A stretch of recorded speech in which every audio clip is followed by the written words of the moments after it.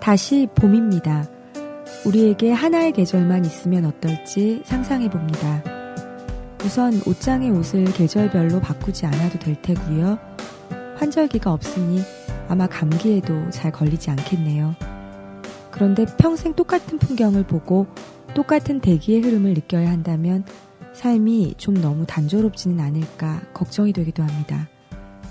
그런데 또 한편으로는 그런 변화 없는 삶도 안정적이고 괜찮을 것 같기도 하고요. 안정을 원하면서도 변화를 바라는 이 모순적인 인간의 마음에는 아랑곳 없이 어느덧 벌써 3월입니다. 우리가 사는 세상의 계절은 봄, 여름, 가을, 겨울로 순환합니다. 시인 윤동주의 식구를 이렇게 변주해 말해봅니다. 계절이 지나가는 하늘에는 봄으로 가득 차 있습니다. 지금 여러분은 어떤 계절을 지나고 계신가요? 낭만서점 세 번째 문을 열겠습니다.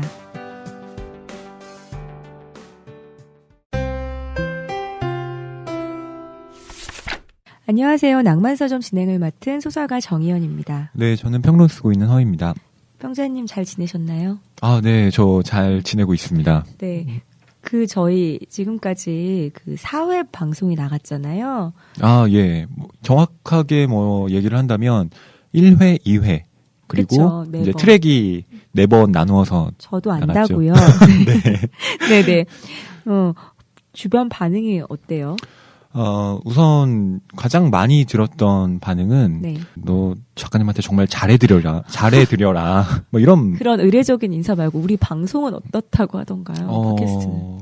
작가님의 목소리가 굉장히 좋았다 이런 얘기를 저는 심심치 않게 들었고요. 반면에 저는 평론 쓰는 사람이 너무 산만하다.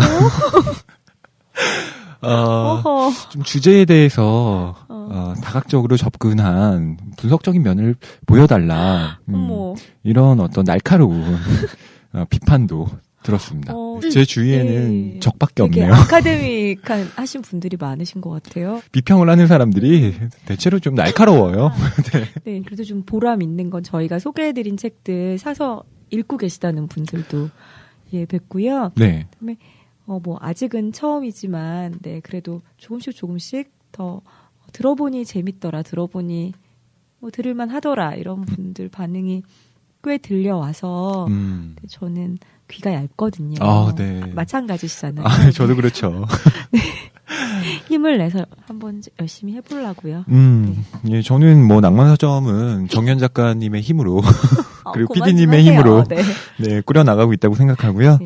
네. 네. 저는 열심히, 옆에서, 보조하겠습니다. 평자님은 어떤 질문을 받았을 때가 네. 제일 난감하세요? 저는 우선 제가 하고 있는 일에 대해서 물어볼 때요. 그러니까 예를 들면, 너는 왜 평론을 쓰니? 아, 그쵸. 이렇게 물어볼 때 굉장히 난감해요. 그러니까 이걸, 얘기를 하려면 사실 좀 장황한 그쵸. 설명이 필요한데, 물어보는 사람은 짧은 시간에 답해주길 원하잖아요.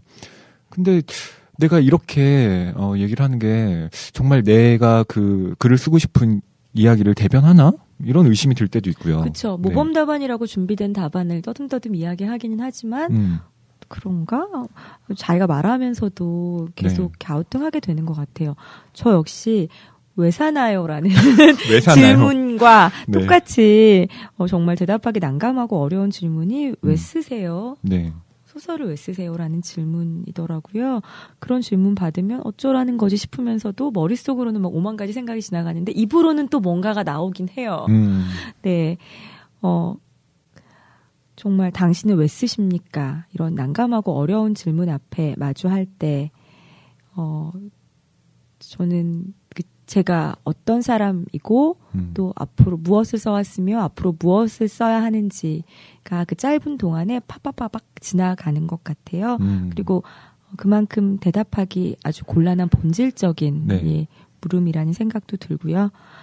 그래서 저희가 오늘 골라온 책이 바로 그런 책이죠. 네, 저희가 첫 번째는 네. 당신의 첫이라는 주제로 네. 이야기를 나눴었고, 두 번째가 이제 모방이라는 주제로 네, 저희가 준비를 했었고요. 세 번째 주제를 고심을 하다가 그쵸. 좀 우리의 어떤 본질적인 얘기를 좀 해보자. 그런 그 제안을 좀 저희끼리 하게 됐고, 그래서 준비한 책이 바로 조지 오웰의 네. 나는 왜 쓰는가라는 네. 책입니다. 나는 왜 쓰는가라고 여러분들 누구나 아는 작가죠. 뭐 안 읽어보셨어도 상관없습니다. 그렇지만 1984와 동물농장의 작가로 굉장히 잘 알려진 조지 오웰이 네. 쓴 에세이 모음입니다. 한겨레 출판에서 나왔고요. 주로 그 중에 그 한 에세이의 제목이 나는 왜 쓰는가고, 그것은 그 오웰의 어떤 대표적인 에세이이기도 하죠. 네. 그래서 오늘은 그 책을 중심으로 이런저런 이야기 나눠보려고 해요. 네, 이게 이제 다른 팟캐스트와는 달리 작가님께서 진행을 하시기 때문에 저는 좀 심층적으로 이 문제에 대해서 이야기할 수 있지 않을까 싶어요. 제가 좀 정현 작가님에게 네. 집요하게 여쭤보려고 해요. 저도 마찬가지로 여쭤볼 거예요. 저는 소설가는 왜 쓰는지는 알 수 있을 것 같기도 해요. 평론가는 도무지 왜 쓸까? 네. 텍스트가 세상에 많은 텍스트들이 있기 때문에 저도 역시 집요하게 여쭤볼지도 모릅니다. 예, 네. 알겠습니다. 네. 저희가 오늘 같이 얘기 나누어 볼 책은 조지 오웰 에세이 나는 왜 쓰는가입니다. 이한중 옮김 이렇게 되어 있고요. 그 표지에는 조지 오웰의 젊었을 때 사진으로 네. 유추되는 그 뒷모습이랄 수도 없고 옆모습이랄 수도 없는 측면의 그 사진이 흑백이죠. 네. 되게 멋지게 실려 있습니다. 조지 오웰이 되게 키가 크고 네. 좀 되게 깡마르고 그런 사람이었던 걸로 기억하는데 네, 맞나요? 키가 188cm라고 하더라고요. 네네. 사진을 봐도 그 영국 남자들이 다 키가 클 텐데 조지 오웰만 이렇게 우뚝 솟아 있더라고요. 이런 말에서 선배님 조지 오웰 선배님께 죄송하지만 조금 신경질적으로 생기신 것 같기도 하고요. 네, 외모만 놓고 봤을 때요. 생기신 것 같기도 하고요. 네. 뭐 외모에서 드러나듯이 네. 지금 조지 오웰 같은 경우는 어디에도 속하지 않았던 그쵸. 실은 좀 경계에 놓인 작가가 아닌가라는 생각이 들었는데요. 사회주의자를 자청하면서도 동시에 그 사회주의가 갖고 있는 전체주의적 면모에 대해서는 언제나 비판적인 그쵸. 입장을 갖고 있었던 네. 그런 냉철한 지식인이었다는 점에서 조지 오웰의 이 날카로운 이미지 네. 그러니까 이렇게 결부되는 것이 아닌가. 잘 어울리네요. 그런 이미지. 네. 네. 그 나는 왜 쓰는가는 아까도 잠깐 말씀드렸는데 조지 오웰이 되게 많은 작품을 썼어요. 정말 많은 작품을 썼어요. 1년에 한 편 정도 뭐 쓸 때도 많았고, 한 권 정도 쓸 때도 많았고 그런데요. 네. 소설뿐만 아니라 또 아주 많은 에세이들을 썼거든요. 네. 아마 그런 에세이들을 여러 편 쓴 게 생계와도 좀 관련이 있지 않았을까 싶기도 해요.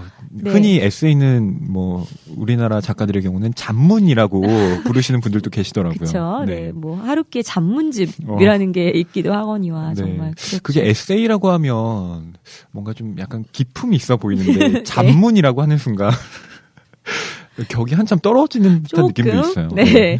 그렇지만 또 어떻게 보면 이 잡지나 신문 같은 데 기고한 글들인데 네. 저는 가끔 어떤 작가들의 경우에는 너무나 죄송하지만 소설보다 네. 그런 게 좋은 분들도 왕왕 있어요. 저도 뭐 솔직히 고백하자면 떠오르죠? 네. 있습니다. 네. 예. 이분 정말 산문 정말 잘 쓰신다. 소설을 못 쓴다는 게 아니라 또 특히 어떤 시의성이라는 것을 배제하고 갈 수가 없잖아요. 네. 이런 저널의 글쓰기는. 예, 특히 칼럼 같은 경우는 그렇죠. 그렇죠. 예. 네. 그래서 어떤 그런 그 사회성과 역사성 그리고 지금 내가 작가로서 어떤 시대에 서 있는가를 글로 탁월하게 풀어내는 그런 능력을 가지신 분들이 계시고요. 네. 조지 오웰도 그런 재능이 있었던 그런 작가였어요. 네. 네.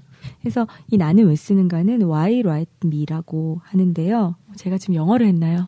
네. 방금 뭐 깜짝 놀랐네요. 네. 아니에요. 네. 굉장히 좋은 발음이었고요. 네네. 아마 영국 사람들도 방금 작가님 발음하신 그 문장을 정확하게 알아들었을 거라고 생각합니다. 깜짝 놀랐네요. 네. 네. 1946년 여름에 그 네. 갱그럴이라는 곳에 게재된 예, 그런 에세이라고 해요. 갱그럴은 전 잘 모르지만 떠돌이라는 의미가 있는 그런 그 이름이라고 하는데 그래서 아마 정확하게 어떤 매체였는지는 모릅니다만 이곳에다가 오웰은 작가론, 그러니까 일종의 문학론이죠. 네. 그것과 자신의 정치론을 같이 한데 결합해서 잘 녹아 있는 그런 네. 에세이를 썼습니다. 그래서 조지 오웰의 어떤 대표적인 에세이로 꼽히는 그런 것이 나는 왜 쓰는가라는 길지 않은 그런 에세이고요. 예. 일종의 자서전이라고 할 수도 있겠죠. 지금 조지 오웰의 에세이 나는 왜 쓰는가는요. 네. 29편의 글이 네네. 실려 있습니다. 그러니까 워낙 오웰의 에세이가 많기 때문에 그중에서 이 이한중 선생이 29편을 골라서 네네. 여기에 실었는데요. 그 밑에 이제 간략하게 이 글이 실렸던 매체와 그 당시의 어떤 상황에 대해서 간략하게 서술을 하고 있어서 그쵸. 참고가 예, 될 그게 만합니다. 좋더라고요. 네. 그리고 저 이 역자분을 잘 모르지만 그 번역자라고만 되어 계신데 네. 역서의 그 위건부두로 가는 길 역시 그 조지 오웰 작품이잖아요. 네네. 그걸 비롯한 이 작품들을 번역을 하셨는데 이 번역자가 예. 조지 오웰을 얼마나 좋아하는지 네. 애정이 묻어나죠. 네, 애정이 막 듬뿍듬뿍 묻어나요. 네. 그래서 이런 거 보면 저절로 이렇게 느껴지기도 하고 되게 반갑기도 하고 진짜 그 애정으로 똘똘 뭉친 책이구나 막 이런 느낌이 듭니다. 네. 그리고 역자분이 쓰신 이 네. 후기도 네. 제목이 굉장해요. 네. 언어의 타락과 오늘의 글쓰기. 네. 지금 여기에 실린 에세이의 어떤 종합적인 그 주제를 네. 잘 담아내고 네. 있는 후기라는 생각이 드는데요. 이걸 읽으면서 오웰이 참 다양한 그리고 여러 사람들에게 영향을 미치고 있구나. 나만이 감동을 받는 게 아니구나. 그쵸. 그러면서 네. 뭐 위안을 얻기도 했어요. 네. 예. 오웰은 뭐 개인적으로 좀 좋아하는 작가신가요? 사실 조지 오웰은 좋아한다, 싫어한다라고 그렇게 나누어서 별로 그 두 가지 감정으로 그러니까 제 감정을 구별하지조차 않게 그냥 너무 어렸을 때부터 읽었던 작가? 저는 조지 오웰을 이제 접하게 된 게 왜 고등학교 때 네. 논술 뭐 이렇게 준비를 하잖아요. 네. 근데 항상 어떤 개인과 그다음에 뭐 국가 뭐 이런 문제를 다룰 때 언급되는 텍스트가 1984예요. 맞아요. 그래서 대학생 필독 도서 1번, 1984. 네. 특히 뭐 논술 주제로 그쵸. 워낙 많이 나오기 네. 때문에 저는 뭐 이 소설을 먼저 발췌된 저랑 비슷하시군요. 한 바닥짜리 네. 이런 걸로 이렇게 그쵸. 보고 이런 작품이 줄거리를 모르는 사람은 없을 것 같아요. 네, 그리고 고등학교를 나오신 분이라면. 선생님들이 막 이거는 전체주의에 대한 비판이야 막 이렇게 알려주시고 그냥 그런가 보다 네. 이렇게 알고 나중에 이제 1984를 봤는데요. 그때 정말 충격이었어요. 네. 그러니까 어떤 충격이었냐면 제가 그냥 논술로 단순히 받아들였던 어떤 생각과는 다르게 이 소설이 굉장히 무섭더라고요. 맞아요, 진짜. 그 마지막에 자기가 사랑했던 여인을 부정하면서 대형을 사랑한다고, 그러니까 빅브라더를 네네, 사랑한다고 그렇게 고백할 네. 때 느껴지는 그 공포감이 네. 제가 20살 때 읽었는데, 이거 어떤 그 정신적인 충격이 굉장히 컸어요 그때. 그리고 나서 군대를 갔죠. 참 20살에 많은 네. 일을 겪으셨어요. 그리고 나서 군대 군대 가서, 안에서 네, 이제 다시 다시 1984를 네, 와, 네. 느끼기도 했었고요. 그쵸, 네. 빅브라더가 네. 무엇인지 어떤 실체를 처음 느껴본 게 남자들은 네. 대부분 군대인가요? 아니, 그러니까 뭐 제가 군대를 어떤 뭐 비하하거나 이런 건 네, 아닌데. 그럼요. 저희는 비하하지 다만 않습니다. 국군 장병 여러분 항상 감사합니다. 네. 어떤 집단 생활을 한다는 데 있어서 꽉 짜여진 그쵸. 하나의 네. 그 틀 안에 제가 이제 종속이 되는 거잖아요. 그러니까 뭐 제 이름이 사라지고 훈련병 무슨 뭐 268번 훈련병이었거든요. 네. 제가 그런 이제 훈련병으로 호명될 때 나 정말 하나의 부속품인가? 이런 생각이 정말 많이 들었었고요. 또 이제 자대에 배치됐을 때 가장 그 밑에 있는 계급이잖아요. 이등병. 그때 정말 사람이 아닌 것 같았어요. 갑자기 눈이 촉촉해지시네요. 네, 뭐 그런 느낌들을 이런 게 1984가 아닌가? 뭐 종종 물론 즐거운 기억도 많았지만. 저는 그래요. 저는 1984 읽으면서, 그러니까 조지 오웰을 다시 읽으면서 놀랐던 것이 문체가 너무 좋은 거예요. 글을 그렇죠. 이렇게 잘 쓰는 사람이었구나. 그래서 네. 그의 뭐 주제나 이런 측면에서 늘 조지 오웰은 이야기되는 작가지만 예. 그것보다 왜 글을 세계적인 작가라고 하는지 알 정도로 네. 문장이나 문체 이런 것들이 너무 탄탄하고 네. 주제를 위해서 정말 정확하게 가는 네. 내 문장들인 거예요. 그러니까 허투루 낭비되는 것이 없는 네. 예, 정말 냉철하고 네. 냉혹하면서도 가끔씩 저절로 이렇게 패부를 후벼 파는 그런 문장들로 주제를 향해 나아가는 것들이 놀라웠어요. 뭐 동물동장으로 이제 그 조지 오웰이 세계적인 명성을 얻게 네. 됐는데 그것이 그 소설이 갖고 있는 어떤 전체주의에 대한 비판, 뭐 소련에 대한 부정, 뭐 이런 식으로 주제 의식이 좋았기 때문에 그 소설이 지금도 읽힌다. 그렇게 보기보다는 그럼요, 오히려 저도. 그 작품이 갖고 있는 네. 즐거움이 있어요. 맞아요. 우화가 갖고 있는 네. 독특한 재미가 있고 또 조지 오웰이 그것을 정말 잘 형상화하고 있기 정말 잘 때문에 형상하고 명작으로 있기 때문에. 남고 당시에도 엄청난 영향을 끼친 게 네. 아닌가. 네. 그렇습니다. 지금까지 살아남아서 고전이 된 작품들은 어떤 주제 의식만 가지고는 절대로 그렇게 될 수 없었다는 생각이 역설적으로 조지 오웰을 보면서 네. 들죠. 조지 오웰은 저는 그가 얼마나 일종의 스타일리스트 같다는 생각도 들어요. 그러니까 아무도 조지 오웰을 그렇게 말하진 않는 것 같은데 네. 나는 왜 쓰는가를 보면서 조지 오웰만의 어떤 스타일이 있거든요. 어떤 스타일이죠? 영국 남자 스타일. 도대체 영국 남자 스타일은 게 어떤 걸까요? 이게 요즘에 뭐 셜록도 참 유행하고 네네. 이러면서 베네딕트 컴버비치와 같은 그런 영국 남자들 네. 뭐 예전에는 휴그랜트가 있었죠. 아니에요. 그런 달콤함 아니에요. 그런 달콤함이 피키함. 아니에요. 피키함? 우울하고 냉소적이지만 네. 스스로를 또 그 위약의 대상으로 살짝 삼기도 하고 네 그렇지만 또 정말 그 안을 들여다보면 네. 무언가 신념에 대한 네. 그런 믿음을 놓지 않는 그런 것도 있고요. 전형적인 영국 남자. 뭐 그건 잘 모르겠어요. 전형적인. 그런데 조지 오웰의 에세이는 어떤 그런 조지 오웰만의 스타일이 되게 강건하면서도 냉혹하면서도 굉장히 스타일리시하게 들어있어요. 에세이라는 뭐 장르 네. 자체가 갖고 있는 특질이 아닌가 싶기도 네. 한데요.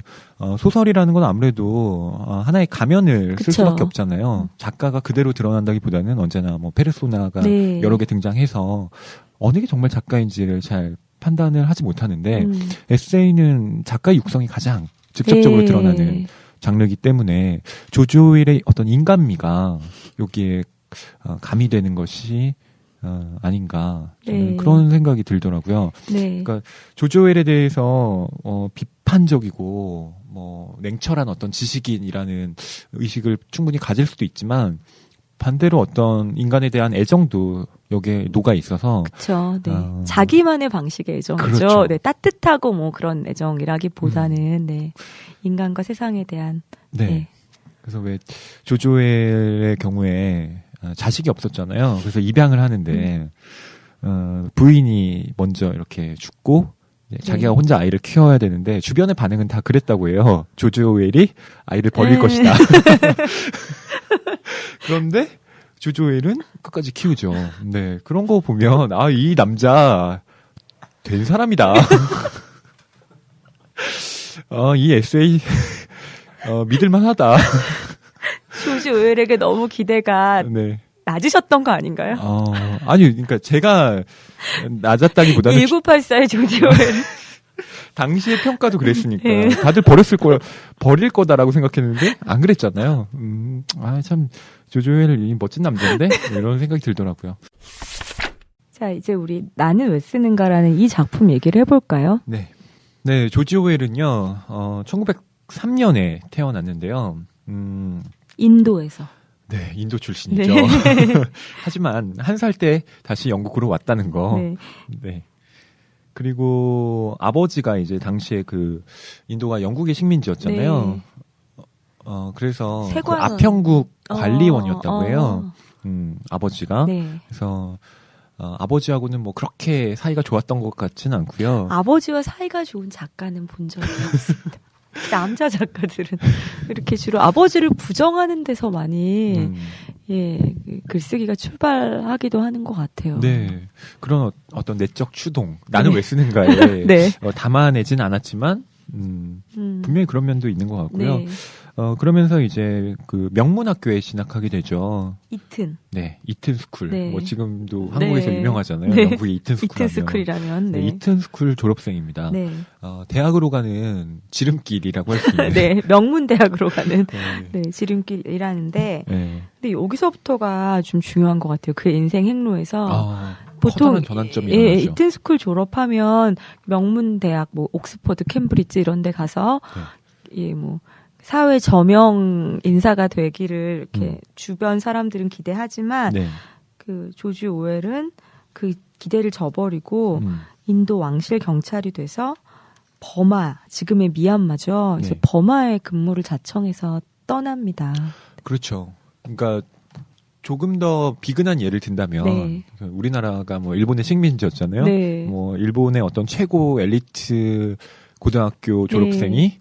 뭐 일본의 동경대학이나 이런 데 진학하지 않고 네. 식민지 조선에 그쵸. 경찰이 되기 위해서 간 예. 거죠. 네. 그런 작가가 그러니까 그런 경찰이었던 사람이 나중에는 정말 그 위대한 작가가 되는 네. 그런 희한한 인생 경로를 거치게 됩니다. 네. 당시에 충격적인 경험을 많이 했다고 해요. 정말 뭐 여러 가지 일들이 있었겠죠. 네. 네. 그래서 이 나는 왜 쓰는가에 수록된 에세이 중에서도 그 시절의 그 어떤 경험들을 녹인 에세이들이 보여요. 네. 뭐 대표적인 게 나는 왜 쓰는가의 교수형이라는 챕터에 이 버마 시절 이야기가 나오고요. 첫 네. 소설이 버마 시절인데 그 모태가 되기도 했어요. 네. 예. 그 다음에는 또 어떻게 살았죠? 네. 그런 다음에 이제 경찰직을 사임하게 됩니다. 네. 뭐 영국으로 돌아와서 이제 보통은 뭐 다른 직장을 구할 수도 있을 네. 텐데 정말 빈민 생활을 하게 되죠. 노숙자 생활. 네. 아마 일부러 그 밑바닥 생활을 체험해 보려고 시작한 일인 것 같아요. 네. 그래서 습작 생활과 함께 파리와 런던에서 가난하고 궁핍했던 생활을 하고 그것들이 일종의 르포타주죠. 파리와 런던의 밑바닥 생활. 네. 예, 이라는 작품으로 출간이 됩니다. 영국의 이제 뭐 탄광촌에 대한 그린 바로 위건부두로 가는 길. 네. 그 다음에 쓰게 되고요. 그 다음부터 또 삶이 또 파란만장합니다. 네. 스페인 내전이 발생하면서 네. 거기에 또 공화국 그 소속에 이제 편입돼서 네. 참전을 하기도 하고요. 스페인 내전을 기준으로 그의 삶이 좀 많이 바뀐 것 같아요. 물론 그 전에도 이렇게 뭐 사상을 정립한 건 아니지만 어느 정도 머릿속에 어떤 생각들이 있었겠죠. 근데 그런 것들이 그 스페인 내전의 경험으로 이렇게 확 집대성됐다고 할까요? 그래서 그 후에 작품 세계가 또 어떤 식으로 좀 이렇게 확 변했다는 느낌도 받거든요. 네, 그 카탈로니아 창가라는 작품이 이제 조지 오웰에게 있어서는 하나의 분기점이 된 그런 작품이라고 할 수가 있을 텐데요.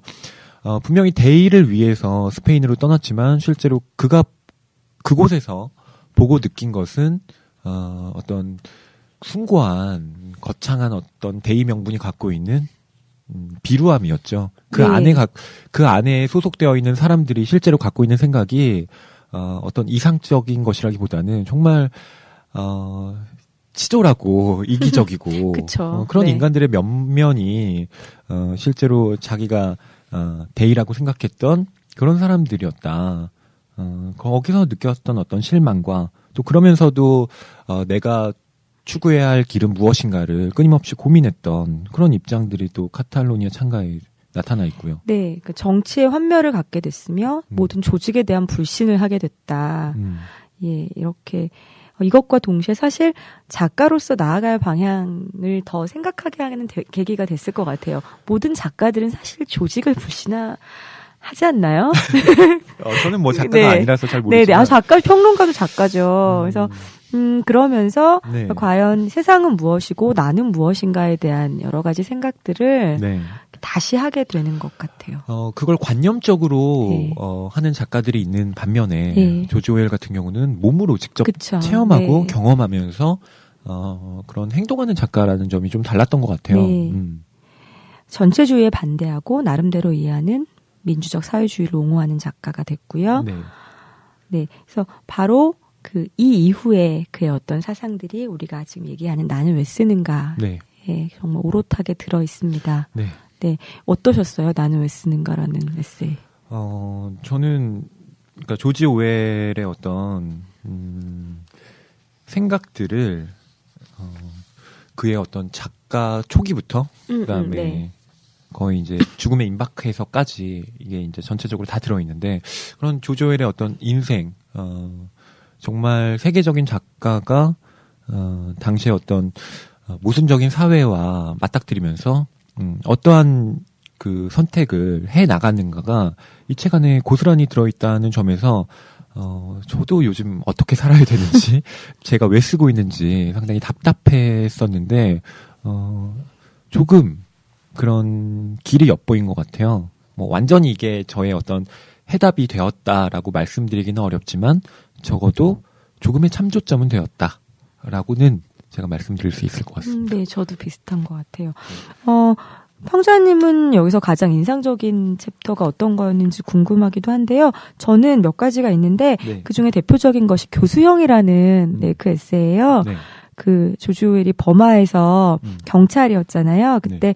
인도 사람이 어떤 범죄를 저질러서 교수형을 집행하는데 그 간수가 된 거예요. 네.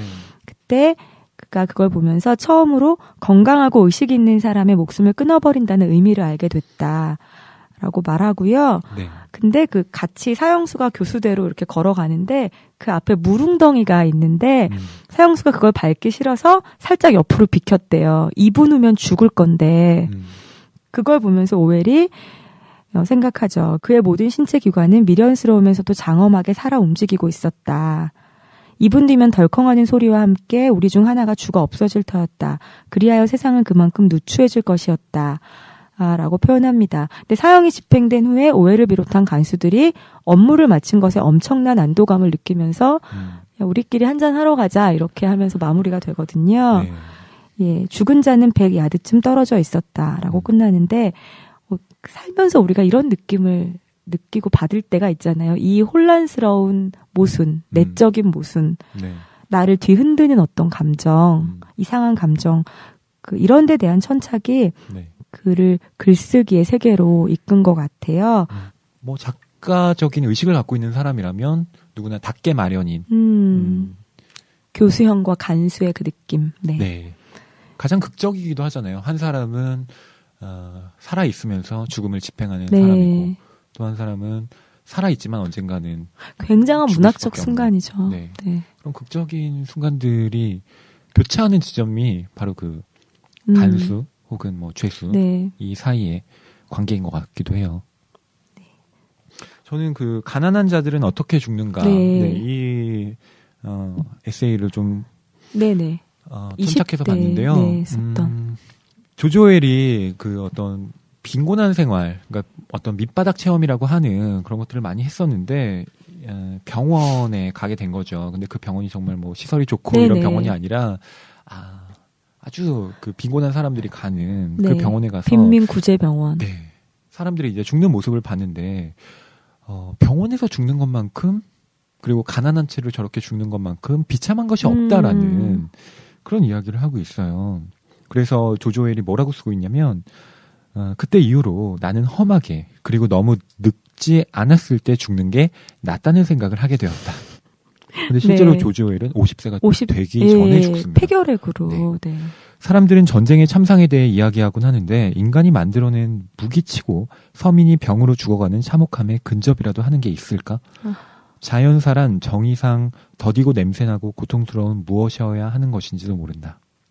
네, 이렇게 네. 쓰고 있어요. 네. 그러니까 소름이 우리가 끼치는 생각하는 문장이네요. 죽음이라는 네. 것이 제일 참혹한 건 뭐 자연재해라든가 네. 뭐 전쟁이라든가 이런 외부적인 요인에 의해서 죽는 거라고 생각하지만 조지 오웰은 다르게 본 거죠. 그러니까 우리가 관념적으로 생각하고 있는 죽음이라는 건 그쵸. 네. 그런 게 제일 힘들지 않을까가 네. 아니라 정말 직접 보고 듣고 느끼고 또 그 악취 같은 것도 여기 많이 등장하고 네, 맞아요. 그 냄새 냄새에 뭐 이런 되게 것들을 민감했죠. 네. 이렇게 핍진하게 묘사를 하고 네. 있는데 그걸 보면서 살아있고 죽는다는 게 무엇일까? 그러니까 아까 뭐 교수형 네.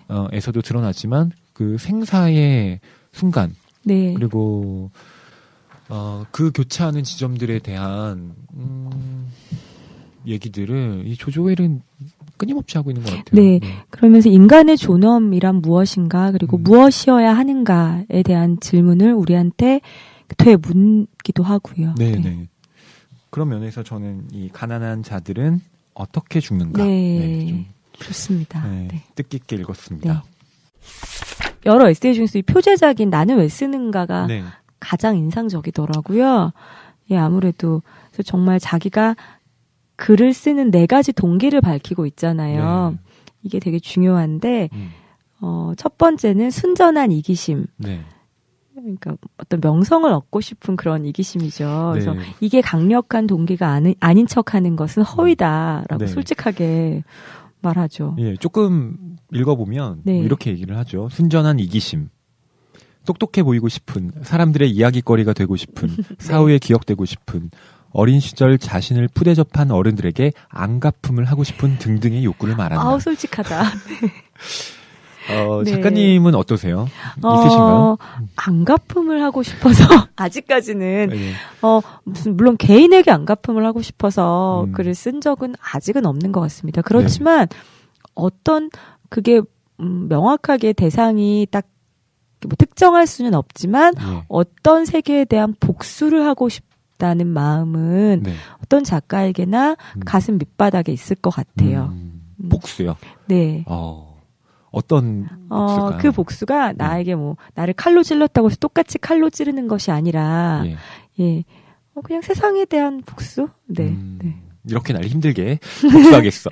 이 세상을 이렇게 만든 무엇인가? 그리고 나를 이렇게 만든 무엇인가? 복수 아닌 복수죠. 네. 그런 면에서 이제 작가님은 그것을 일종의 이기심으로 볼 수도 있다. 뭐 나를 위한 거기도 조지 하니까요. 오웰이 그렇게 말했고요. 그다음에 사실 되게 우리가 뭐 그 글을 써서 명성을 얻고 싶은 그런 허명에 뭐 그렇게 되다니 뭐 이렇게 뭐 분노하곤 하지만 인간인지라 그것도 또 중요한 요소인 것 같아요. 그러니까 어떤 인정 욕구라는 게 사람한테는 다 있잖아요. 그래서 꼭 유명해지고 싶다, 뭐 명예를 얻고 싶다가 아니라 잘 쓰고 싶다, 잘 쓴다는 소리를 듣고 싶다라는 것. 뭐 우리끼리라도 그 작품 좋더라. 나 정말 사람들이 좋다고 말하는 좋은 작품을 쓰고 싶어. 그런 욕구도 여기 포함되는 걸 것 같아요. 그렇죠. 아까 뭐 인정 욕망을 말씀하셨지만 누구나 뭐 그런 면을 다 갖고 있잖아요. 네. 그렇지 않으면 자기가 혼자 일기장에 간직하고 글을 쓰지. 그렇죠. 뭐하러 발표를 하겠어요. 네. 그 블로그에 쓴다고 해도 또 블로그 방문자 수 몇 명인지 체크를 왜 하겠어요. 그렇죠. 그렇죠. 네. 가능하면 더 많이 읽어주기를 바라는 것 그리고 페이스북에 좋아요가 많기를 바라는 것. 네. 두 번째는 뭐죠, 작가님? 두 번째는 미학적 열정입니다. 예, 미학적 열정. 네. 어떤 작가에게 미학적 열정이 제일 첫머리에 놓인다고 생각하는 사람들도 많죠. 사실 그러니까 꼭 그 미학의 아름다움이라기보다는 무엇인가를 미학적으로 훌륭하게 잘 표현하고 싶은 그런 욕망, 외부 세계의 아름다움에 대한 또는 낱말과 그것의 적절한 배열이 갖는 묘미에 대한 인식을 말한다라고 합니다. 그렇죠. 그러니까 결국 문학이 예술의 한 영역에 속하잖아요. 그런데 문학은 어떤 다른 그 예술의 분과보다도 언어를 다룬다는 측면에서 이 말이 갖고 있는 어떤 뭐 리듬 그리고 그것이 갖고 있는 뭐 의미 이런 것에 굉장히 천착하는 그런 분야잖아요. 그런 면에서 나는 보통 사람들이 쓰고 있는 말과는 다른 언어를 얘기하고 싶다. 그런 어떤 욕망들이 존재하는 것 같아요. 그런 것이 뭐 시인이나 소설가를 만들어내는 것은 아닌가. 네, 저는 그런 인식을 좀 하게 됐고요. 평론도 조금 다른 것 같기도 해요. 왜요? 평론도 그 미문으로 쓰여진 평론가 그런 평론가들은 소녀 팬들을 몰고 다니는 예도 있잖아요. 네, 미문이라고 하시면 소녀팬이요. 잘 기억이 안 나는데 누가 있죠? 소녀팬들이 아니에요. 몰고 네. 건가? 아무튼 그리고 계속 이어지는 이야기인데요. 세 번째는 역사적 충동이라고 했습니다. 사물을 있는 그대로 보고 진실을 알아내고 그것을 후세를 위해 보존하려는 욕구라고 조지 오웰은 표현했네요. 네, 그러니까 역사라는 것이 뭐 시간을 기록하는 거잖아요. 네. 그러니까 내가 보고 듣고 느낀 것 그리고 내가 진실이라고 생각하는 것을 나만의 언어로 후세에 길이길이 남기겠다는 네. 그런 역사적 충동인데 어떻게 본다면 이것도 이기심하고도 또 연결이 되는 것 다 같아요. 연결되어 있어요. 이 네 이기심을. 가지들이. 네. 네. 그리고 마지막이 정치적 목적입니다. 네. 그래서 어쩌면 조지 오웰은 이 4번을 이야기하기 위해서 네. 이 앞에 이야기들을 한 것 같다는 느낌도 받아요. 정치적이란 건 좀 광범위한 의미겠죠. 여기서 정치적이라고 한다는 것은. 그래서 좀 읽어드릴게요. 어떤 책이든 정치적 편향으로부터 진정 자유로울 수 없다. 예술은 정치와 무관해야 한다는 의견 자체가 정치적 태도이다. 나는 생리적으로 앞에 세 가지가 4번을 능가하는 사람이지만 시대가 시대이니만큼 서서히 변해왔다. 특히 스페인 내전 참전 이후 나는 내가 어디 서 있는지 알게 되었다. 1936년 이후 내가 쓴 심각한 작품은 어느 한 줄이든 직간접적으로 전체주의에 맞서고 내가 아는 민주적 사회주의를 지지하는 것들이다. 우리 시대에 그런 주제를 피해 글을 쓸 수 있다고 생각하는 건 내가 보기엔 넌센스다. 예, 이렇게 썼습니다. 네, 조지 오웰은 내가 가장 하고 싶었던 것이 정치적인 글쓰기를 예술로 만드는 네. 일이다라고 했는데 어떻게 생각하세요, 작가님? 참 어렵죠. 그렇지만 또 누구나 꿈꾸고 누구나 어떤 그런 경지에 닿고 싶어 하는 것 같아요. 여기서 말하는 정치성이 말하는 정말 그런 현실 정치의 정치성을 이야기하는 것만은 아니니까요. 네, 그러니까 사회와 개인이 그 작품 안에서 어떤 식으로든 이렇게 되게 절묘하게 만나서 어떤 그런 모순에 대해서 그 작품 안에서 녹여서 쓰는 것. 네. 조지 오웰은 거기에 깊게 천착했던 것 같고, 그래서 그 말년에 동물농장이나 1984나 이런 작품들로 그 결실을 맺었다고 생각해요. 네. 작가님의 작품의 경우에도 네. 정치적으로 읽힐 수 있는 작품들이 저에게는 보이거든요. 네, 저는 그 대학원에서 전 대학 때 정치외교학과 나왔잖아요. 네, 저는 나름 또 이렇게 여기에 대해서 하실 말씀이 많잖아요. 저는 학부를 2번을 다녔어요. 네. 근데 처음에는 정치외교학과를 예, 알고 나오고 있습니다. 예. 다음에는 문예창 작가를 나왔으니까 네. 미학과 정치에 대해서 생각을 안 할 수 없는 그런 환경에 노출이 되어 살아왔는데요. 그래서 이제 제가 2002년에 처음 등단을 했을 때 수상소감을 쓰잖아요. 네. 그때 뭐라고 썼냐면 가장 개인적인 것이 가장 정치적이다라는 말을 꼭 기억하겠다라고 썼거든요. 그게 그때 제 화두였어요. 어떤 여성학자의 말이에요. 가장 개인적인 것, 그러니까 우리 안에 우리가 그냥 사는 우리 일상들 있죠. 뭐 연애, 네. 뭐 결혼, 가족관계, 그런 우리가 너무나 개인적이라고 여기는 개인의 문제들이라고 하는 그 안에 네. 정치가 권력이 다 들어있다는 것. 그래서 미시 정치, 네, 미시 정치죠. 권력 이야기하는 거죠. 그래서 그런 것들의 그 권력과 정치를 놓치지 말고 그런 것들의 위계에 대해서 쓰겠다, 드러내 보이겠다라는 것이 저의 그 당시 출사표였답니다. 네.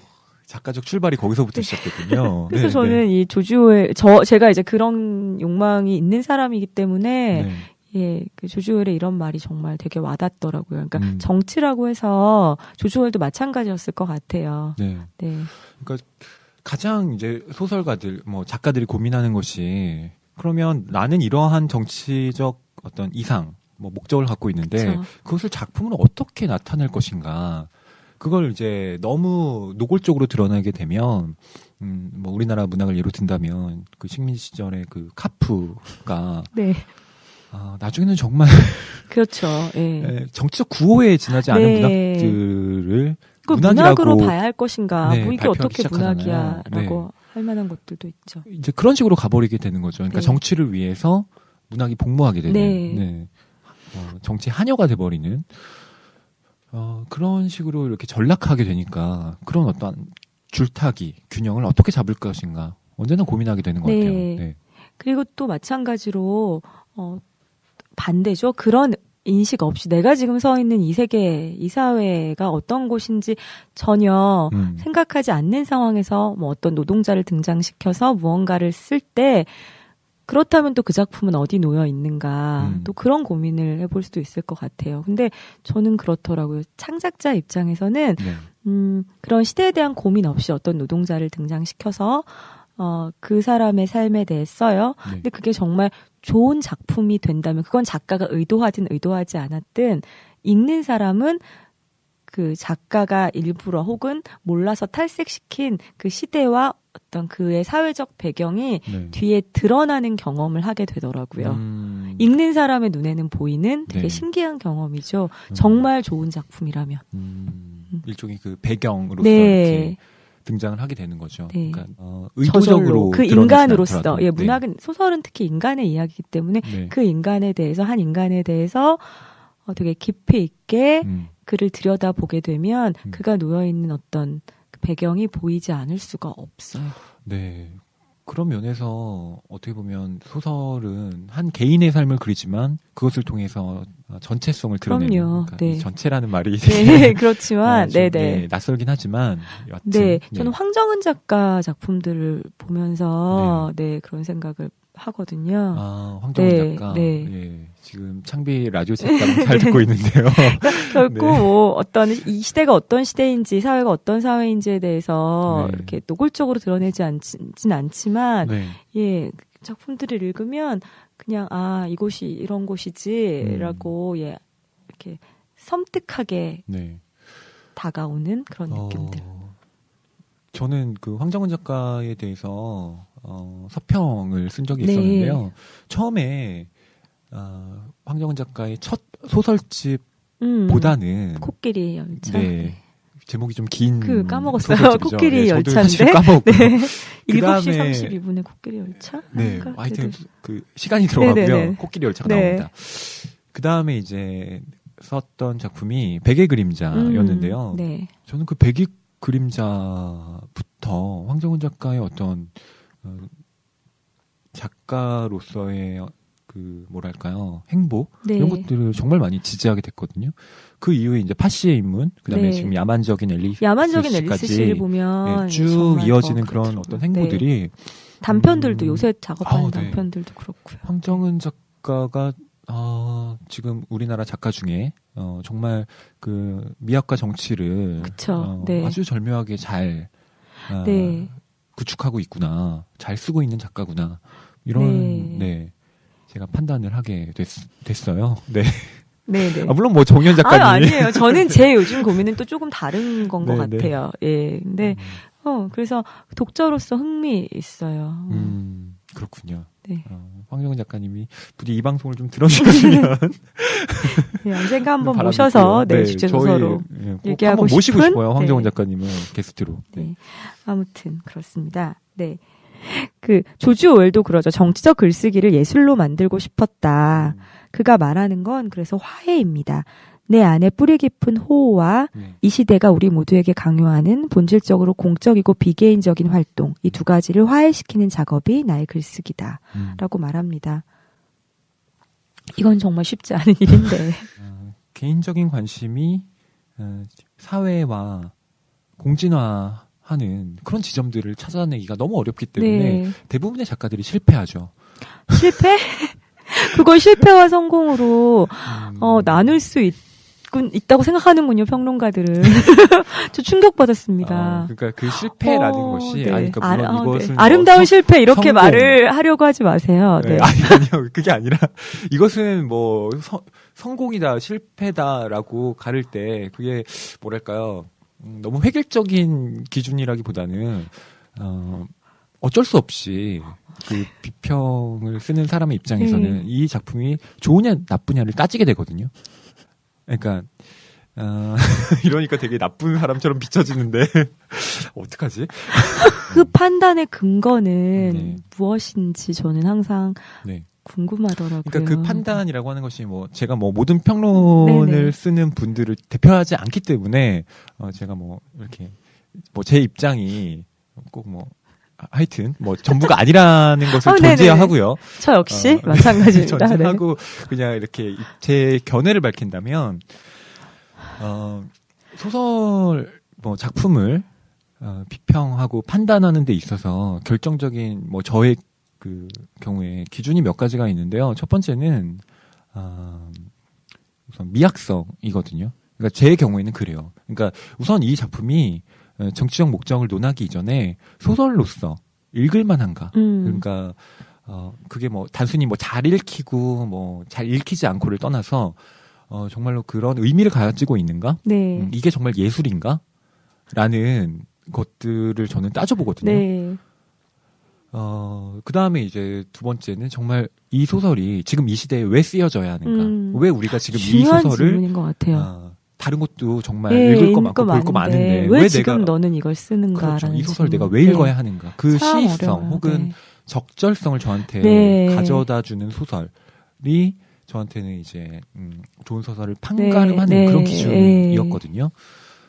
그런 면에 있어서 저는 그 두 개가 이렇게 역동적으로 어우러지는 거죠. 그걸 이렇게 딱 잘라서 이건 미학적이야, 이건 정치적이야를 나눌 수 있는 게 아니라 그것을 이렇게 말로 설명할 수 없게 정말 절묘하게 조합시키고 있는 작품들이 성공작이다라고 저는 말하는 거죠. 네, 일견 동의합니다만 네, 창작자 입장에서는 섭섭한 것도 사실입니다. 왜냐하면 기다려주지 않는 것 같아서요. 조급하죠. 평론가들은 조급합니다. 왜냐하면 이제 작가들은 큰 그림을 그리고 움직일 수도 있는 거거든요. 그 한 작품만으로 판단하는 것이 아니라 그 작품이 책 한 권으로 묶였을 때, 그리고 그 자기의 생애 어떤 10년을 돌아봤을 때 지금은 이런 작업을 해서 어떻게 모이면 그 사람이 무슨 생각을 하고 있는지 더 잘 보일 수도 있는데 기다려주지 않고 그리고 그 변화의 궤적을 봐주는 게 아니라 어떤 결과물 하나 딱 그 자신들이 선택한 하나를 보고 성공이야 실패야라고 이분법적으로 나눌 때 어떤 쓸쓸함과 그리고 비평에 대해서 동의할 수 없다는 글쎄 소설가들은 동의하지 않는다기보다는 그건 당신의 생각이고라고 많이 생각하는 것 같아요. 네. 뭐 그런 거 동의하지 않아서 흥분하는 게 아니라 좀 좌절하죠, 속으로, 내면적으로. 네. 저는 이 마지막 부분의 고백이 제가 써왔는데 좋다, 너무 좋다 이렇게 써왔어요. 읽어드려도 될까요? 모든 작가는 허영심이 많고 이기적이고 게으르며 글 쓰는 동기의 맨 밑바닥은 미스테리로 남아있다. 정답이거든요, 진짜. 그 다음에 책을 쓴다는 건 고통스러운 병을 오래 앓는 것처럼 끔찍하고 힘겨운 싸움이다. 거역할 수도 이해할 수도 없는 어떤 귀신에게 끌려다니지 않는 한 절대 할 수 없는 작업이다. 눈물이 날 뻔했습니다, 여기서. 아마 그 귀신은 아기가 관심을 가져달라고 마구 울어대는 것과 다를 바 없는 본능일 것이다. 그러나 자기만의 개별성을 지우려는 노력을 부단히 하지 않는다면 읽을 만한 글은 절대 쓸 수 없다는 것도 사실이다. 좋은 산문은 유리창과 같다. 하지만 나는 어떤 게 가장 다를 만한 것인지는 안다. 이렇게 썼어요. 네. 이 마지막 부분 특히 좋죠. 너무 좋더라고요. 네. 그리고 이게 언제 쓰여졌나요? 이게 1946년이죠. 정말 80년 전, 70년 전 이렇게 쓰여진 작품이 70년 전 이렇게 쓰여진 작품인데요. 저는 조지 오웰이 정말 선배 같았어요. 되게 그렇구나. 내가 가고 싶은 길 가는 길을 그냥 앞장서 살아본 사람이구나. 그래서 선배는 이런 말을 들려줄 수 있는 거구나. 그리고 되게 조지 오웰 같은 사람도 이렇게 끔찍하고 힘겨운 싸움이고 귀신에게 쓰이지 않는 한 절대 할 수 없는 작업이라고 한다는 것에 되게 위로를 받았어요. 조지 오웰도 인간이구나. 네, 글 쓰는 사람이구나. 그래서 그 최근에 나온 책 있잖아요. 그 파리 리뷰를 인터뷰집으로 한 작가란 무엇인가. 그 책 읽었을 때 느낌하고도 아주 비슷하고요. 그래서 그 선배 작가들의 인터뷰, 그 선배 작가들의 이런 글쓰기에 대한 육성을 찾아서 읽는 일은 결국은 후배 작가에게는 위로와 위안이 되는 일인 것 같아요. 그래서 아무리 읽어도 질리지가 않아요. 이런 글들은. 계속 네. 또 작가님께서도 늘 고민하고 계시는 네. 문제니까 그런 작가라면 정말 숙명적으로 짊어질 수밖에 없는 그런 무게인 것 같아요. 여기에 대해서는 뭐 특별히 완벽한 해답이 있다기보다는 네. 계속 그것을 궁굴리면서 내부에서 이 답이었나? 아니지. 또 다른 걸 찾아볼까? 언제나 모색하는 과정인 것 같기도 한 것 같고요. 작가는, 소설가는 정말 아무리 대가가 됐다고 해도 되게 평등하거든요. 새로운 작품을 쓸 때는 백지에서 시작해야 돼요. 그 전에 작품을 우라카이라고 하잖아요. 다시 이렇게 갖다가 쓸 수도 없고, 예.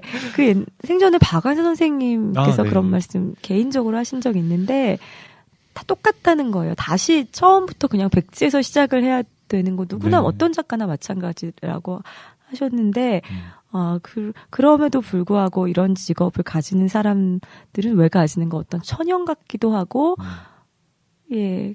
그 천형이라는 고통을 계속 극복하는 데서 카타르시스를 느끼는 어떤 변태 같기도 하고. 네. 네. 조지 오웰도 네. 약간의 변태였다는 거. 네. 아까 작가님께서 오프닝에 그 윤동주 네. 별에는 밤의 한 구절 네네. 변주해서 읽으셨잖아요. 근데 윤동주 같은 경우도 시에서 그런 얘기를 하잖아요. 시인이란 슬픈 천명 이라는 구절을 쓰는데 시인이나 뭐 소설가나 전부 자기로서는 어쩔 수 없는 네. 글을 쓰게 만드는 그런 동력에 의해서 빙의된 듯한 그런 의식으로 이렇게 글을 쓰게 되는 경우도 있잖아요. 그러면서 내가 이렇게 힘든 걸 왜 하고 있을까 하면서도 이것을 쓰지 않으면 안 된다는 그런 그 상반된 어떤 의식 속에서 살아가고 있는 존재라는 생각도 드는데요. 네. 근데 이제 작가님 같은 저요? 네. 그런 어떤 아주 순수한 분들도 계시지만 다른 작가들의 경우에는 또 안 그런 분들도 있더라고요. 어떻게? 제가 이제 왜 쓰는가를 네. 이렇게 찾다가 다른 작가들은 그럼 왜 쓰지? 네. 이런 걸 좀 봤거든요. 네. 근데 제가 그 마루야마 겐지 저와 지금 마루야마 겐지 영광입니다. 네. 전 정말 좋아하는 작가거든요. 마루야마 겐지. 저도 좋아하는 작가입니다. 네. 근데 저는 마루야마 겐지의 뭐 소설도 좋아하지만 특히 에세이 좋아해요. 좋죠. 인생 따위 여시나 먹어라. 한국에서 많이 팔렸대요. 그 제목 때문에. 나오자마자 샀어요. 네. 여하튼 그 마루야마 겐지가 소설가의 각오라는 에세이에서 당시에 자기가 왜 소설을 쓰게 됐는지를 쓰고 있는 부분이 있어요. 저도 친 것 같아요. 그 부분. 혹시 기억나시나요? 네, 기억이 날 듯합니다. 네. 마루야마 겐지가 22살에 문학계 신인상으로 등단을 했는데요. 네, 여름의 흐름이라는 작품 정말 좋아하는 작품. 저도 좋아하는 작품입니다. 그때 이제 마루야마 겐지가 전업 작가가 아니고요. 네. 당시 회사원이었는데 그 회사가 인수합병으로 인해서 구조조정 중이었습니다. 22살에? 아유, 심란하네요. 네. 네. 마음이 심란한 거죠. 그래서 이제 마루야마 겐지가 이렇게 쓰고 있는데요. 그때 어쩌자고 소설을 쓸 마음이 생겼는지 나 스스로도 지금까지 정확한 심중을 파악하지 못하고 있다. 이런 일도 할 수 있다고 뽐내고 싶었던 것일까? 아니면 살벌한 내용의 소설을 써서 주위에 충만한 살벌함을 무마하려 한 것일까? 아니면 이 기회에 소설가로 전업을 하자고 진심으로 생각하고 있었던 것일까? 아무튼 소설을 향하여 첫 발을 내디딘 동기가 불순하다고 해야 할지 우연이었다고 해야 할지 실로 애매하다. 솔직하다. 네, 되게 솔직하죠. 그러니까 당시에 이렇게 좀 있으면 회사에서 해고당할 것 같은데 당시에 상금이 5만 엔이었다고 해요. 이 소설로 상금을 받으면 빚도 갚을 수 있고 좋을 것 같은데 이런 의도가 이제 자리 잡고 있었다는 거죠. 누구나 사실은 네. 그런가요? 투고를 하는 누구나 좀 그런 게 있지 않나요? 네. 상금 액수를 확인하고 꼭 그런 건 아니지만, 네. 네, 뭐, 아무튼, 네. 무언가 지금과는 다른 존재가 되고 싶은 마음에서, 네. 예, 작가가 되려고 하죠. 저도 그랬고요. 아, 네. 그러니까 그런 이제 다른 존재가 되려는 그런 갈망이 네. 마르야마 겐지의 경우는 훨씬 더 노골적으로 드러내고 있다는 점에서 제가 뭐 이걸 나쁘다고 네, 폄하하는 네. 것이 아니고 아까 조지 오웰이 든 네 가지 동기 중에 네. 마르야마 겐지는 1번 순전한 이기심에서 출발했지만 정말 좋은 소설가가 됐잖아요. 네. 그러니까 그런 꼭 동기가 결과를 꼭 설명해 주는 건 아닌 것 같아요. 그리고 저는 이런 생각도 드네요. 누구나 이런 글을 청탁을 받으면 다 자기만의 방식으로 글을 쓸 텐데, 마루야마 겐지는 마루야마 겐지답게 되게, 솔직하고, 네. 덤덤하고 솔직하게 네. 그 이야기를 했을 뿐이다. 다른 사람들은 그렇지 않아서 그렇게 노골적으로 말하지 않는 게 아니다라는 생각도 들어요. 그러니까 미사여구를 다 빼버리고. 예, 누구나 그런 생각을 하는데 네. 마루야마 겐지만 이렇게 네. 표현했을 뿐. 다른 사람들은 왜 쓰는가라고 말하면 더 형이상학적인 어떤 이유를 댄다는 거죠. 예, 뭐 인류의 뭐 무엇을 알고 싶어서 공헌하고 싶어서 이런 말을 하지만 사실은 어쩌면 정말 그래서 솔직하게 뭐야라고 물으면 예, 누구나 이런 대답이 나오지 않을까요? 네. 예, 우리 오늘 이렇게 조지 오웰의 나는 왜 쓰는가에 대한 네. 이야기를 나는 왜 쓰는가라는 에세이를 중심으로 나누어 봤는데요. 네. 오늘 어떠셨어요? 저는 제가 왜 쓰는가. 맞아요. 저도요. 다시 한번 네. 제 스스로에게 질문하게 됐고요. 예전에는 정답이라고 생각했던 것이 지금은 또 아닌 것 같아요.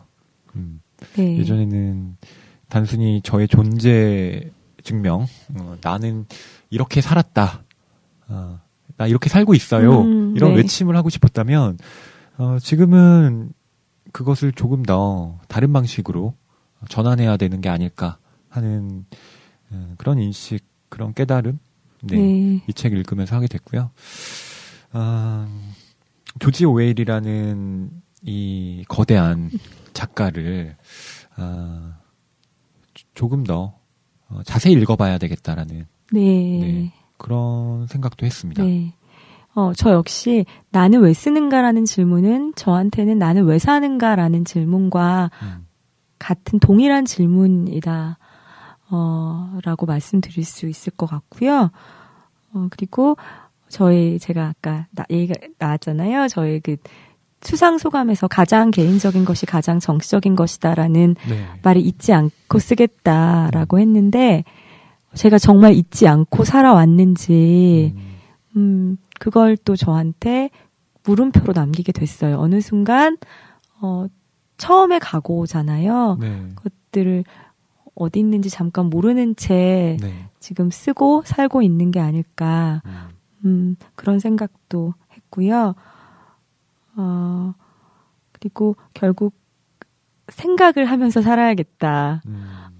그런 생각이죠. 생각인데, 네, 생각을 하면서 살자. 조지 오웰도 정말 생각을 해서 이렇게 했잖아요. 계속 생각이 멈춘 것들이 아니라 계속 생각을 거듭하면서, 네, 결국은 후세 그 20세기 문학 작품 중에 정말 최고의 걸작 중에 최고의 걸작 중에 그 몇 편이라고 꼽히는 1984나 동물농장 같은 그런 작품들로 집대성할 수 있었듯이, 네, 그런 생각과 그 다음에 이 세상과 생각을 통해서 만나는 작업들을 둘 다 게을리하지 말아야겠다라는 생각이 들고요. 저한테는 그게 쓰는 것은 너무나 당연하고, 그 다음에 되게 이상하게 들릴 수도 있는데 이렇게 팟캐스트로 또 이것도 제가 세상에 복무할 수 있는 어떤 역할일 수도 있다는 생각도 또 들었거든요. 세상과 만날 수 있는 방법, 그리고 제 생각들을 심화시켜서 나중에 어떤 글로 풀 수 있는 그런 작업의 일환이라는 생각도 들어서요.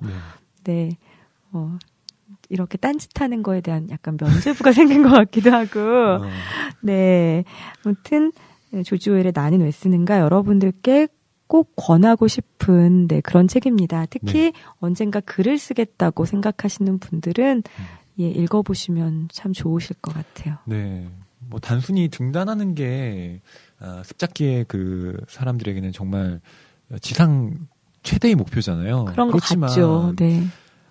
막상 이제 등단을 하고 나서 네. 등단을 하는 것이 그렇게 중요한 건 아니구나. 실제로는 그쵸. 그 이후에 글을 쓰게 만드는 힘은 결국에 나는 이 글을 왜 쓰고 있는가를 네. 끊임없이 자문한 그런 사람만이 아주 길게 네. 오래 그리고 좋은 작품을 쓸 수 있는 네. 것 같아요. 네. 결혼하고도 비슷한 것 같아요. 결혼이요? 우리가 결혼할 때 네. 그 결혼식만 생각하잖아요. 너랑 나랑 얘가 나랑 결혼해 줄 것인가 말 것인가만 노심초사하고 결혼해주기로 했으면 그 디데이를 위해서 뭐 웨딩드레스 준비하고 신혼여행 준비하고 뭐 손님 초대 어떻게 할 것인가를 하는데 정작 그 뒤에 30년, 40년, 50년 같이 살아야 되는데 어떻게 살 것인가? 어떻게 살 것인가에 대해서는 생각하지 않는 네. 경우도 많이 있잖아요. 그래서 글을 쓰는가도 혹시 습작생 여러분들이 계시면 그래서 나는 왜 쓸 것인가, 무엇을 쓸 것인가, 어떤 작가가 될 것인가 또 이 책을 통해서 한번 생각해 보시면 좋겠습니다. 네.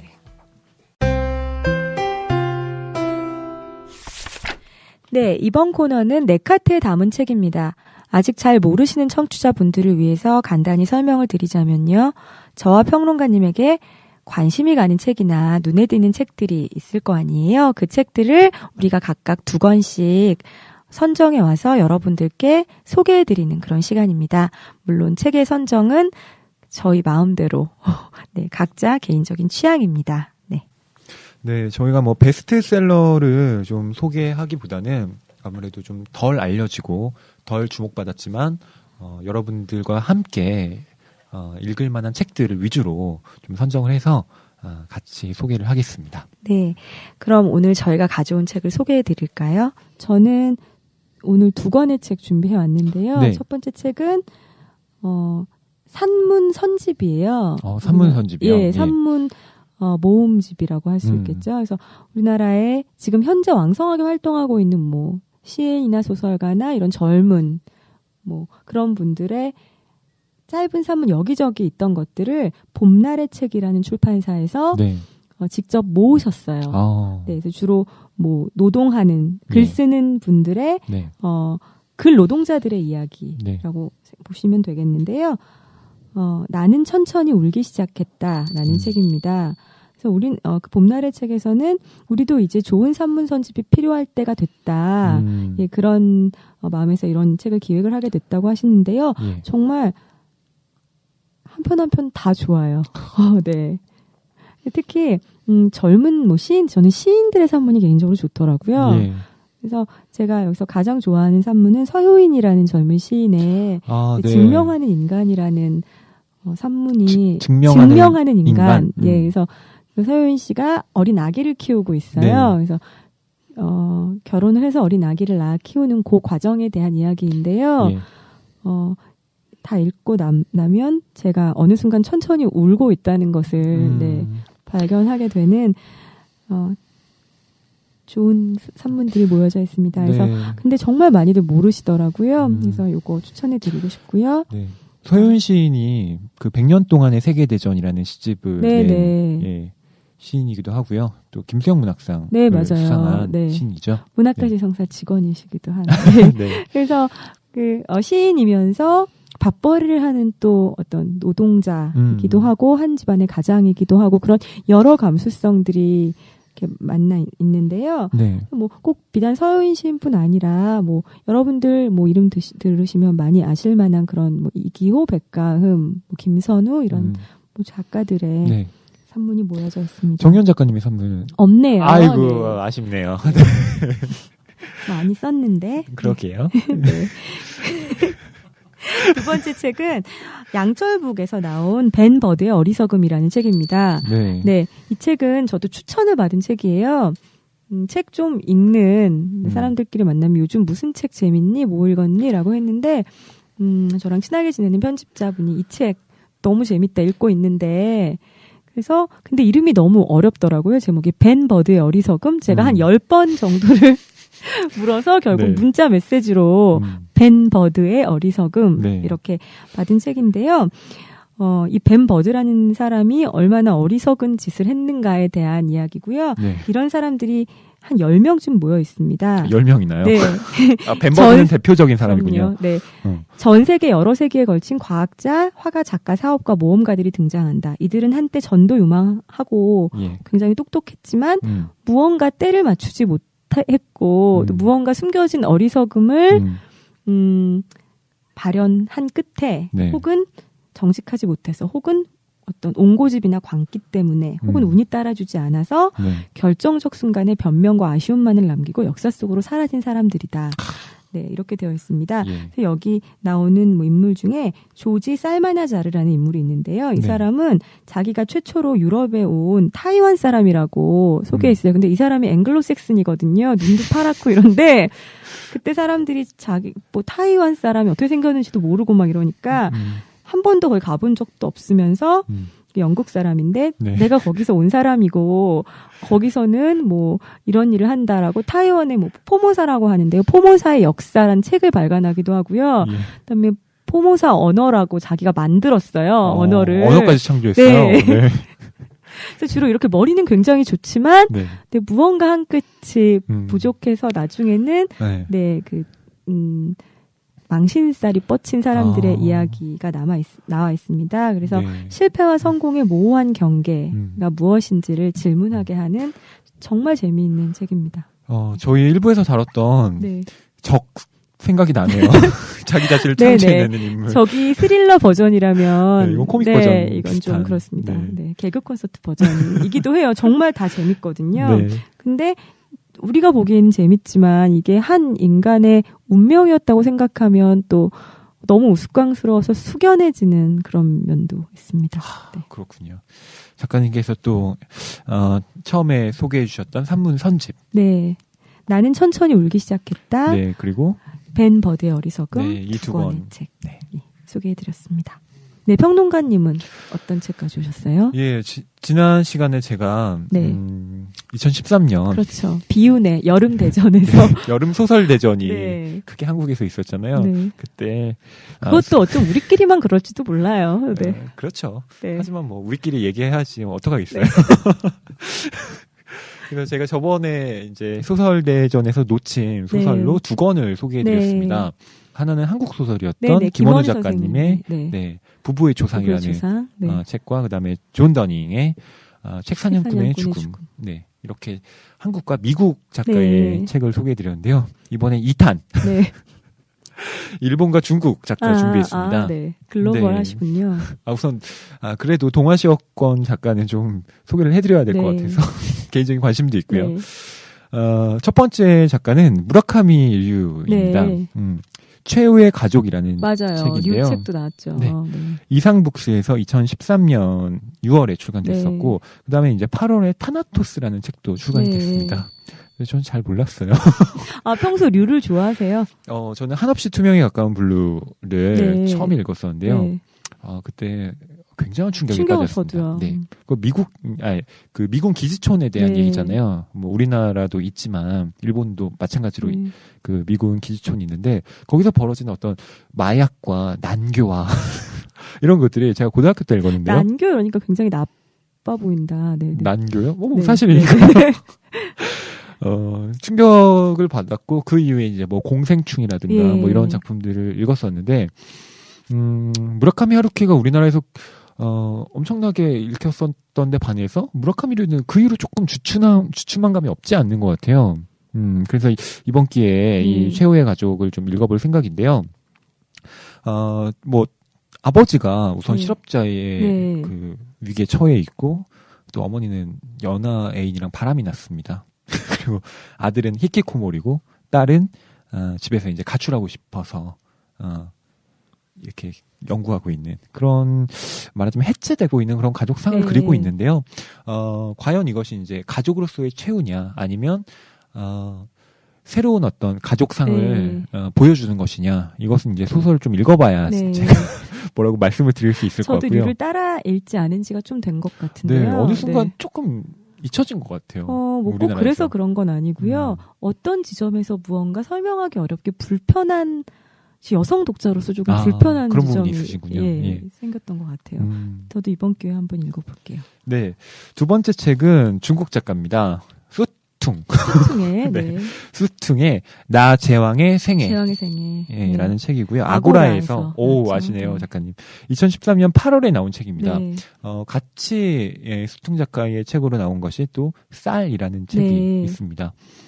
제가 이 중에서 들고 온 거는 이제 나 제왕의 생애인데요. 우선 제가 위화 작가 정도는 좀 읽어본 편이었는데 제가 수퉁 작가는 한 번도 읽어본 적이 없어요. 네. 그래서 이번 기회에 한번 읽어보자 라는 책으로 카트에 담았는데요. 솔직하십니다. 네. 아니, 뭐 안 읽었는데 어쩌겠어요. 네, 뭐 솔직하다기보단 이 제 지적 빈곤함을 드러내서 죄송하고요. 되게 유명한 작가더라고요. 작가님 이렇게 이제 저희 무식함에 지금 방금 입을 쫙 벌리셨는데 뭐 이렇게 하나씩 알아가는 거 아니겠습니까? 해병아리 평론가가. 어쨌든 한국문학평론가이기 때문에. 네. 여하튼 수퉁이라는 작가가 중국에서 정말 위아만큼이나 유명한 작가라는 걸 처음 알았고요. 1980년대에 어떤 전위파의 기수로 불렸다고 해요. 역시 읽어봐야 될 텐데요. 나 제왕의 생애는 일종의 그 가상 역사 소설이라고 볼 수 있다고 해요. 그래서 중국에서 정말 긴 그 시간 동안 정말 다난한 일들이 일어났잖아요. 근데 그런 것들을 가상의 어떤 그 왕조를 창조해서 그 안에 전부 다 이제 녹여 넣은 거죠. 그러니까 에피소드는 굉장히 다양하고 다채롭고 재미있는 이야기들이 펼쳐져 있다고 하는데요. 그 마지막 황제 생각도 나더라고요. 그러니까 푸이라는 일종의 그 만주국 괴뢰국의 왕이 나중에는 이제 황제가 쫓겨나서 평민의 생활을 하게 되잖아요. 그런 것도 이 안에 담겨 있고 이 왕에 대해서 나중에 역시 읽어보고 네, 이 수퉁에 알겠습니다. 대한 얘기는 네. 차츰 또 드리도록 하겠습니다.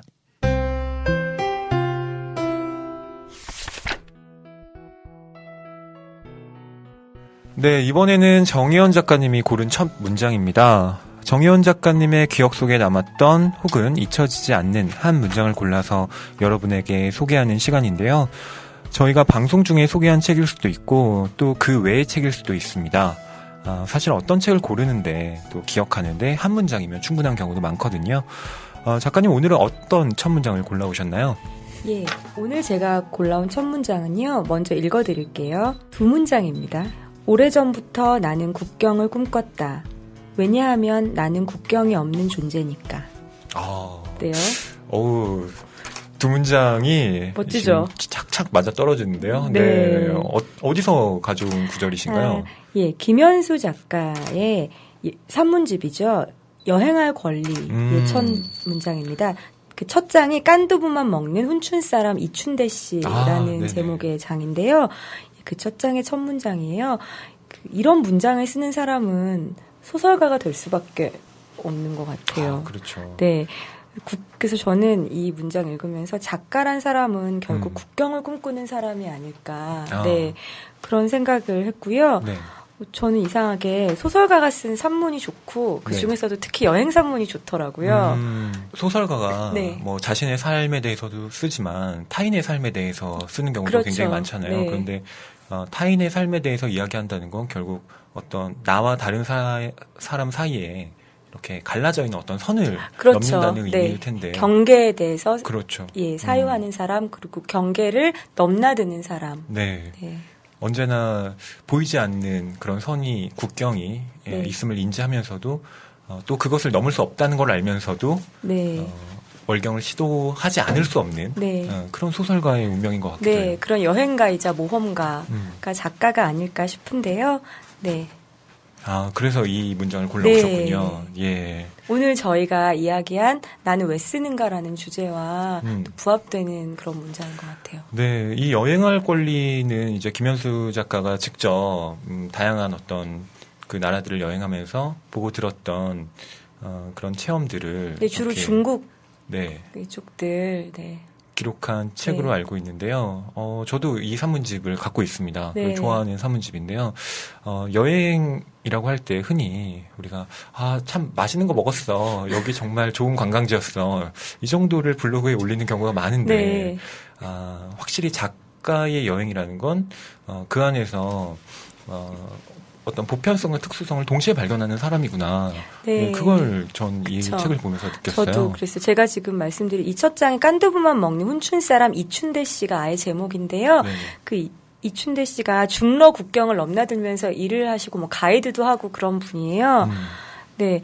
그래서 조선족이시고요. 네네. 그래서 그 중러 국경을 넘는 이야기인 동시에 그 여행은 이춘대라는 사람을 발견하는 이야기, 그리고 나와 이춘대 씨가 그 서로의 어떤 무언가를 넘어서 친구가 되어가는 이야기죠. 네. 그러니까 그 국경은 꼭 눈에 보이는 국경일 수도 있지만 그 인간과 인간 내부의 경계일 네. 수도 있다는 것을 보여주는 산문입니다.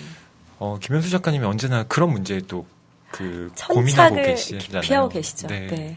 그래서 저희가 다음 시간에는 그 우리 시대 소설가 중에서 또 유난히 나는 왜 쓰는가, 그리고 국경을 넘는 일은 무엇인가에 대해서 깊이 사유하고 그 글쓰기로 풀어내고 계시는 멋진 작가분을 모시기로 했습니다. 누구죠? 네, 네. 바로 김연수 작가님이시죠. 네, 소녀 팬들이 꺄 환호성을 지르는 소리가 네. 네, 들리는 것 같기도 해요. 저 은근 소녀 팬들이 많으시더라고요. 은근히요? 많으실 것 같아요. 그래요? 네. 네네. 그래서 저 되게 개인적으로 좋아하는 선배님이기도 해요. 네. 그래서 다음 시간에는 김현수 작가님 모셔서 정말 재미있는 이야기들 많이 나눠보겠습니다.